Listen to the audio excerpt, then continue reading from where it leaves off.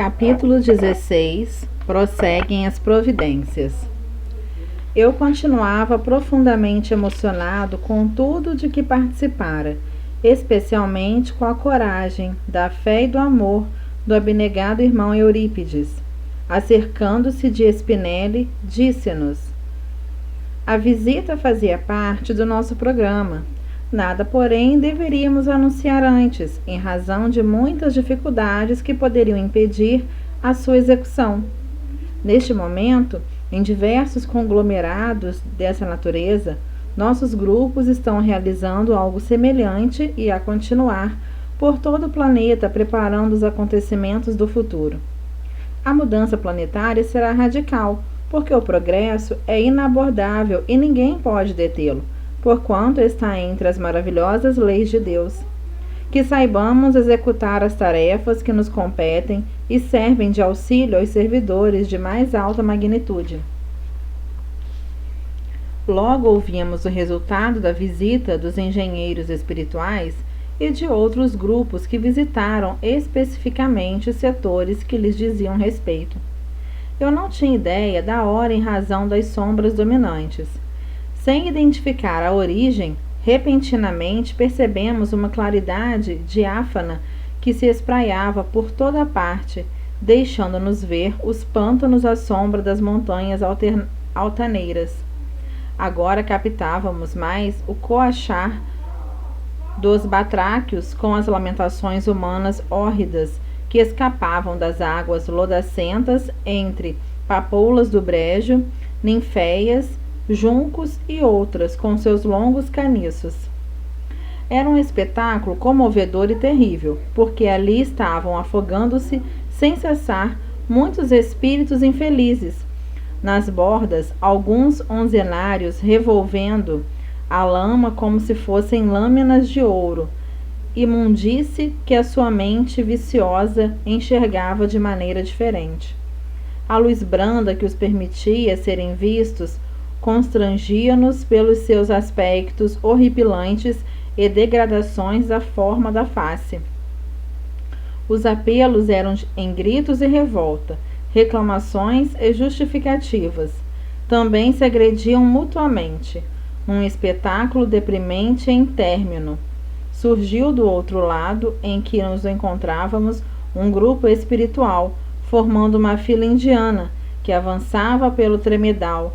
Alguns carregavam lanternas antigas que derramavam uma claridade avermelhada, enquanto outros seguravam redes brilhantes que se destacavam nas sombras.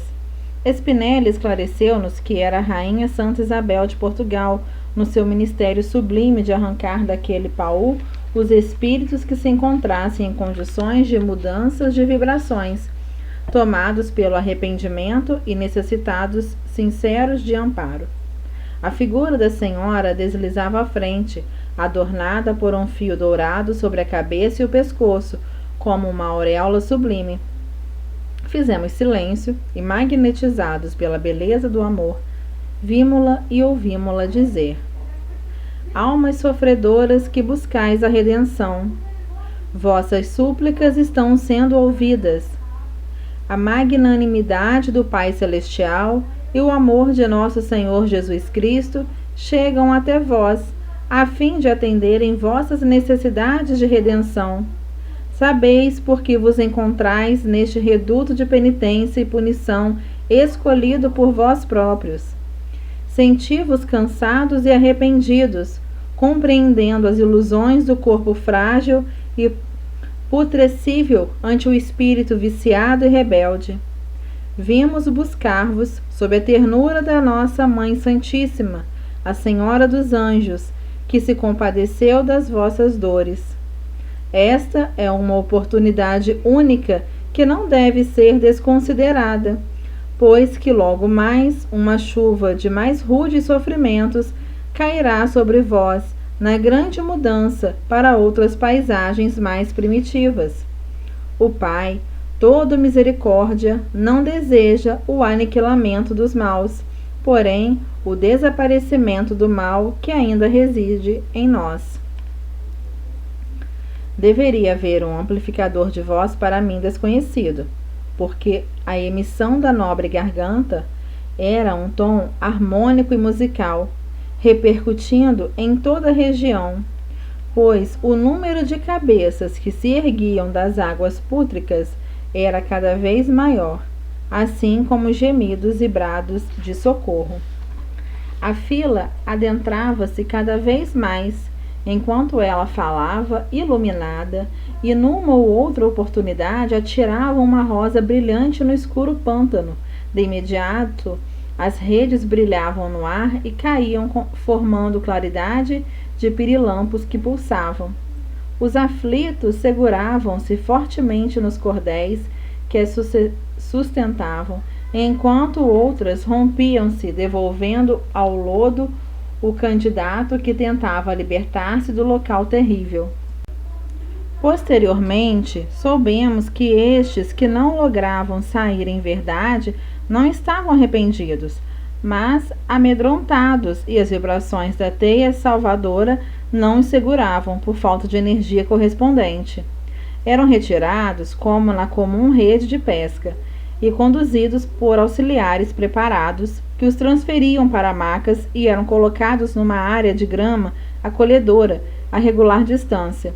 Dali eram transferidos para câmaras de recuperação próprias, reiniciando a existência malograda. Continuava a canção de amor da dulce da voz da Senhora da Caridade. Nunca podereis afastar-vos da verdade, que é semelhante ao ar que nutre o corpo, à onda que mantém o espírito. Onde quer que vades, lá encontrarei com diferente indumentária verbal ou realidade inabitual, porque é o psiquismo do Pai vitalizando o universo. Arrependei-vos dos vossos erros, mergulhai no íntimo, e lá vereis as razões das vossas dores. Ouvireis a consciência clamar, enquanto anestesiáveis com os vossos enganos e alucinações. As sublimes leis não convêm com os desastres morais que praticamos, seja qual for a justificativa, sempre falsa. Recomeçai, pensando em Jesus, no seu Calvário e sua dedicação total a nós, sofrendo sem motivo, somente para que pudéssemos compreender que a evolução é inevitável e a dor é um dos seus instrumentos.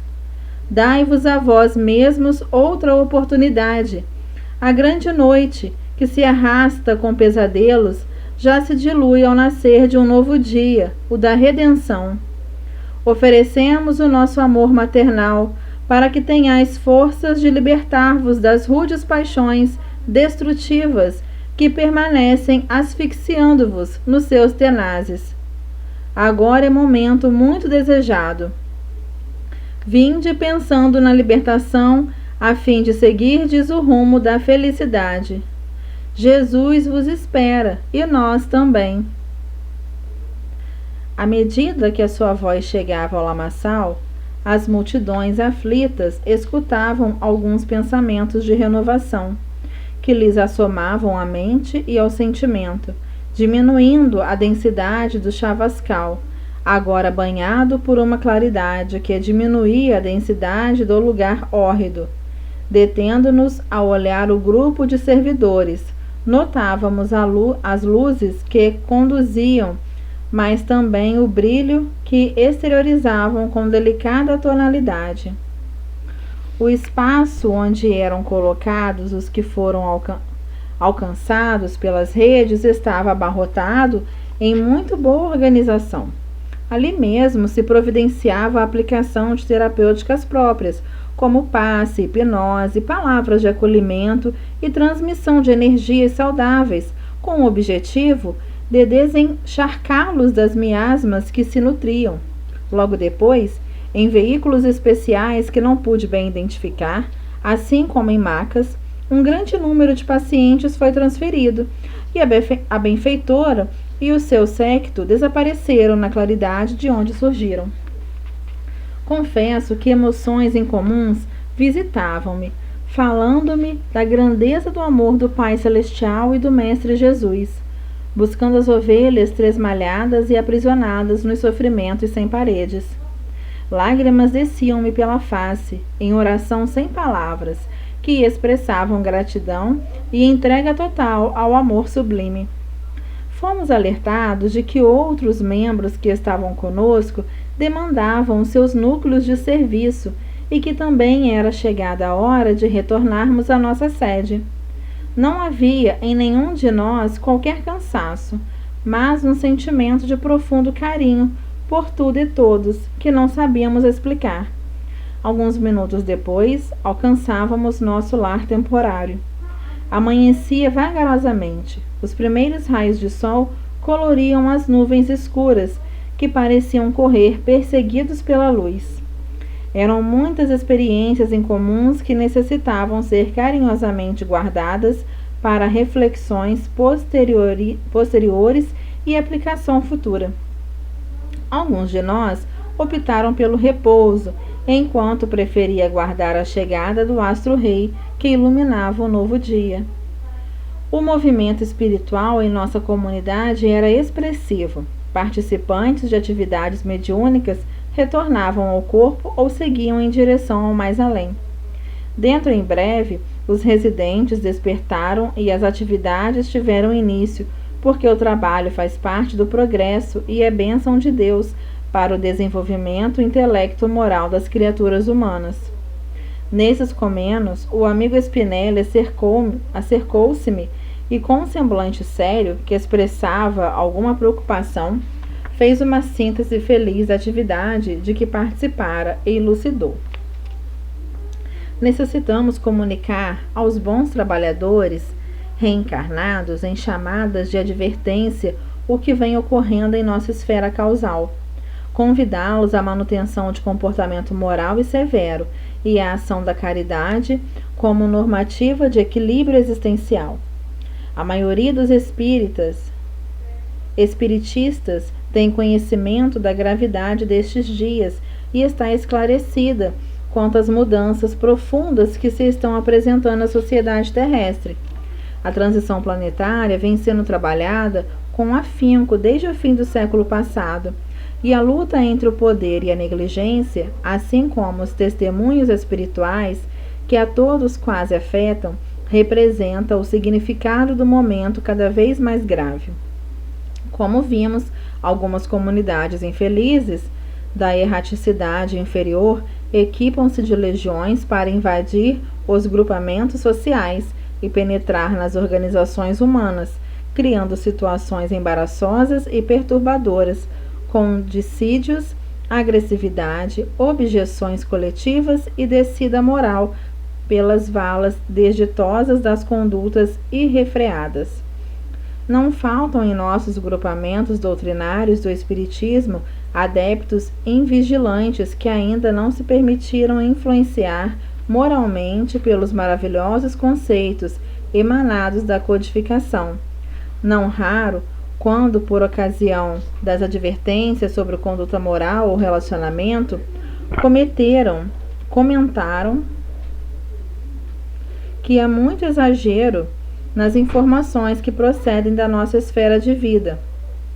Outros, mais afoitos, rotularam-nas de animismo quando são gentis, ou acusam com facilidade de tratar-se de mistificação de espíritos zombeteiros, ou mesmo dos médiuns, e preferem adotar as modas, as novidades de comportamento, denominando os fiéis como ortodoxos e eles mesmos como evoluídos.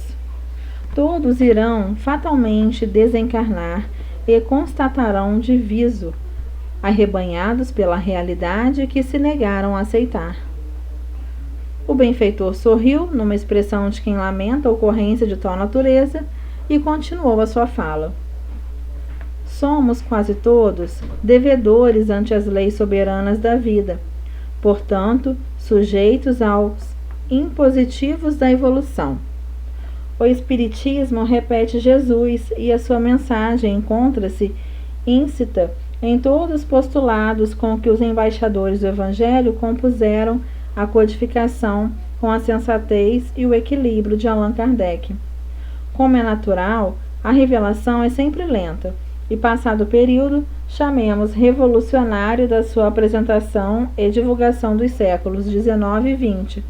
Chega o momento da vivência das suas elucidações e máximas, exigindo de todos nós grande seriedade e devotamento nos negócios do Senhor. É inegável o desenvolvimento intelectual, industrial da civilização.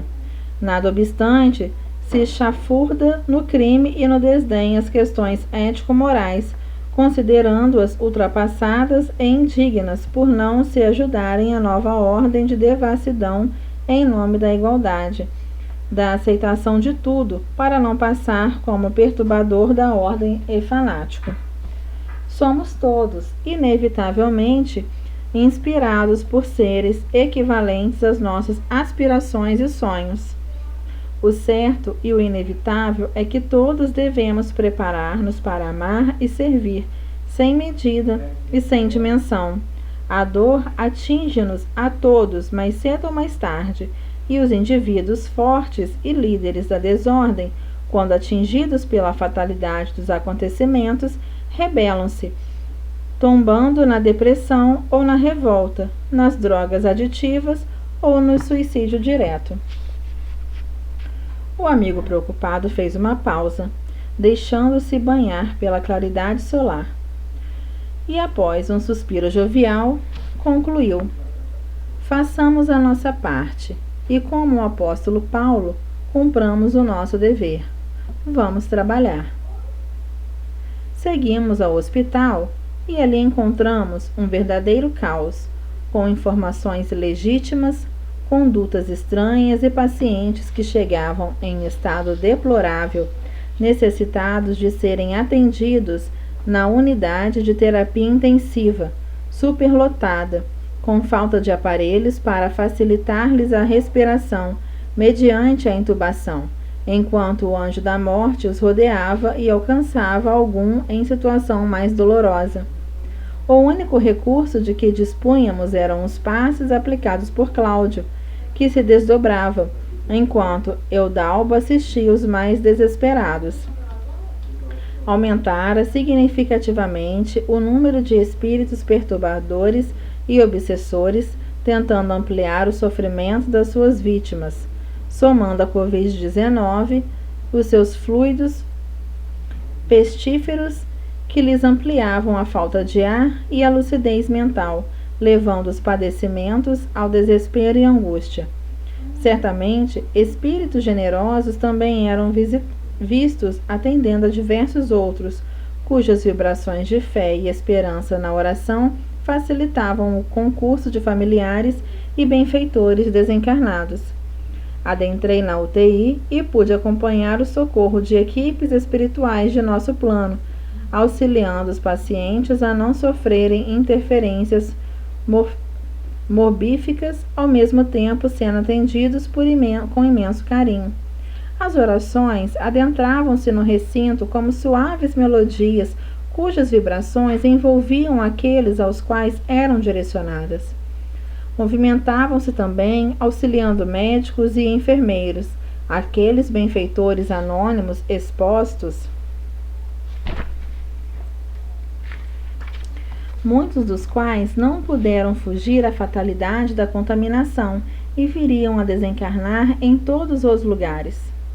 Preparávamo-nos para seguir a instituição que nos albergava, quando um espírito de elevada condição moral aproximou-se-nos e solicitou ao amado Spinelli a sua cooperação e a do nosso grupo.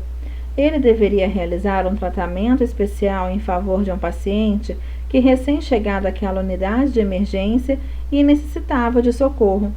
Carinhosamente atendido pelo benfeitor, expôs em breves palavras que se tratava de uma revigoração de energias com a finalidade de ampliar-lhe o tempo no corpo físico. Dirigimo-nos com ele ao enfermo, que já se encontrava entubado e quase em choque. A respiração era-lhe muito difícil e entrecortada, com o organismo desgastado em convulsões periódicas. O pavor da morte dominava-lhe a face suarenta e a asfixia minava-lhe as últimas resistências físicas. O espírito debatia-se nas escassas energias em dolorosa angústia. Devotado enfermeiro ajudava-o e orava com fervor em seu benefício, irradiando vibrações saudáveis que se mesclavam com as que eram eliminadas em tonalidades mais baixas e quase sem vitalidade. O benfeitor, que acorreu em seu favor, solicitou ao nosso passista que lhe aplicasse a bioenergia no chakra coronário, enquanto o espírito, em lento processo de desprendimento, adormeceu, sendo colocado em um leito do nosso campo espiritual. De imediato, vimos um equipamento especial que terminava em 2 tubos transparentes, tendo 2 agulhas na parte final.